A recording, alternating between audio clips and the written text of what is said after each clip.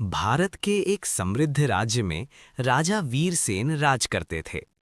राजा वीरसेन बहुत न्यायप्रिय, बुद्धिमान और प्रजा का भला चाहने वाले थे। उनके राज्य में चोरी, झूठ और अन्याय बहुत कम था। फिर भी एक चोर ऐसा था जो किसी की पकड़ में नहीं आता था। लोग उसे रहस्यमयी चोर कहते थे।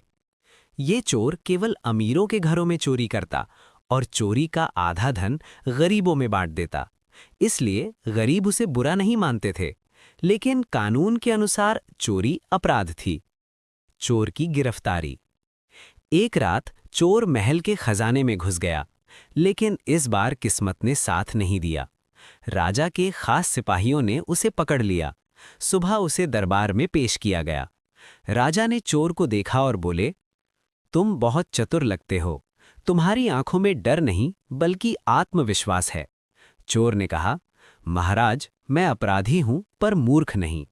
राजा को यह जवाब अच्छा लगा। राजा ने सोचा कि इस चोर की बुद्धि की परीक्षा लेनी चाहिए।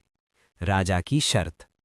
राजा ने घोषणा की, यदि तुम मेरे 7 सवालों के सही जवाब दे दोगे तो मैं तुम्हें मुक्त कर दूंगा, लेकिन एक भी जवाब गलत हुआ तो तुम्हें कड़ी सजा मिलेगी। पूरा दरबार शांत हो गया।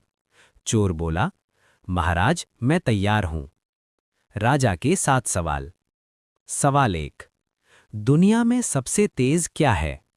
चोर बोला, महाराज, दुनिया में सबसे तेज सोच है, क्योंकि ये पल भर में कहीं भी पहुंच सकती है। राजा मुस्कुरा दिए। सवाल 2, दुनिया में सबसे भारी क्या है?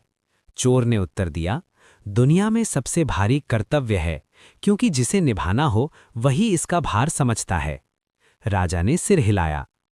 सवाल 3, दुनिया में सबसे हल्की चीज क्या है? चोर बोला, महाराज, सबसे हल्की चीज झूठा वादा होता है, जो जरा सी हवा में टूट जाता है।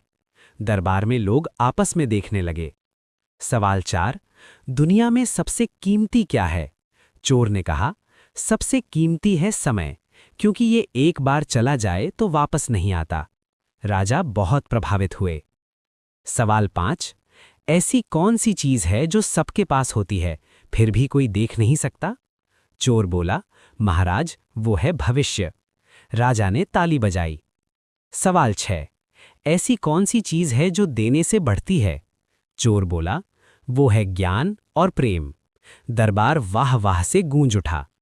सवाल 7, आखिरी सवाल। राजा ने पूछा, सबसे बड़ा अपराध क्या है? चोर कुछ पल चुप रहा, फिर बोला, महाराज,